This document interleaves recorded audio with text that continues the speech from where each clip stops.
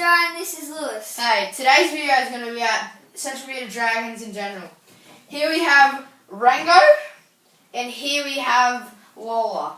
She is a female and he is a male.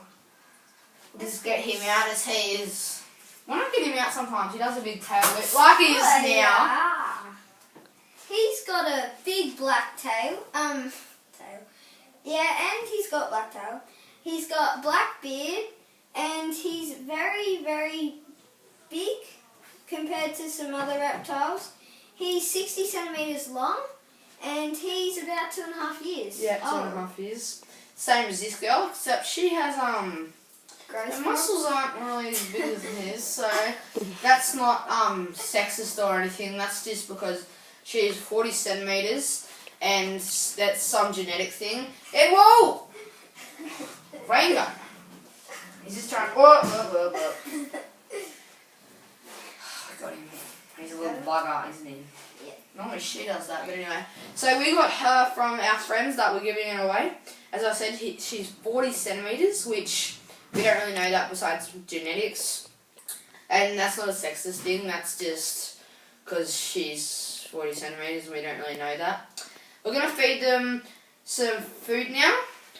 And these guys aren't really,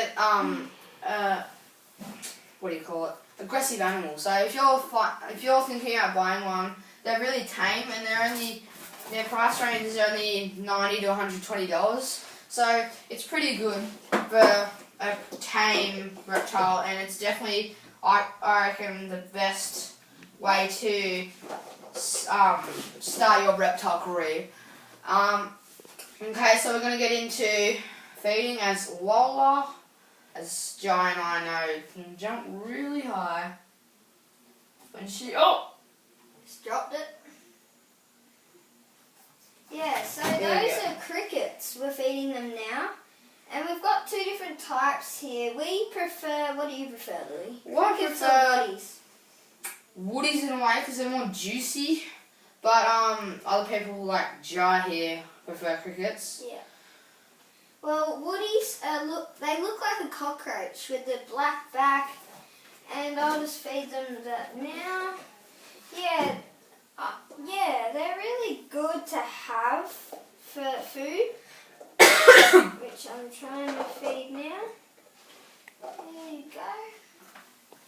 If they can see it, he's tangled and bang. So yeah, pretty good. So now we're going to try and get into the enclosure. So, And if you can't buy this, the other opportunity is lettuce. Even though when they grow up, the lettuce is more important, as the crickets are more protein when they are smaller. You can have carrot as well. Your choice. Watermelon's got a bit of sugar in it, so they get a bit hypho, and it's also got the water. Yeah. That's how they get the water in as well. And we're going to show some other ways soon. Yeah. Get the water. So into that tank. This is the UVA light. It's the heat light for them. It makes them really hot so they can absorb it and stuff. And around it you see we have the net. The net is, you saw how Lola jumped so high before. It's because the net is there so if they jump up, they can't get stuck to it because they get burnt from it, and that can lead on to some bad injuries. Because it sort of sounds weird, but they don't have a nerve system as we do, so if they hurt themselves, yeah, they know they've been hurt, but they feel no pain. As the same way in heat, if they get too much heat, they can die. If they get too low, they'll just sit there because they can't say, oh yeah, I'm dying here. Yeah. They're an animal. So it's just, you gotta keep them up. That's why we have a thermometer here.